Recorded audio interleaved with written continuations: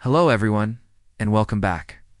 In this video, I'll show you how to use Notion as a powerful weekly planner to organize all your tasks and events in one place. First, create a new database in Notion and set the view to table. This will be your master task list. Name your first column task. Here, you'll list everything you need to do. It's like finish project report or schedule meeting. Next, add a date property. Use the date type to assign each task to a specific day of the week. You can even set time ranges for events. Now add a status property. Use the select type with options like to do, in progress. And done. This lets you track your progress easily. Create a priority property.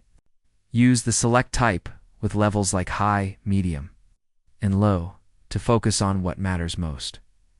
For the best overview, switch to the calendar view. This will display your week in a clean, traditional calendar layout. Showing deadlines and events visually, you can also add a tags property to categorize tasks by project, like work, personal, or health. And that's it. You now have a flexible, free weekly planner that adapts to your workflow and helps you stay on top of your schedule. If this planner helps you have a more productive week, let me know your biggest goal for this week in the comments, and I'll see you in the next one.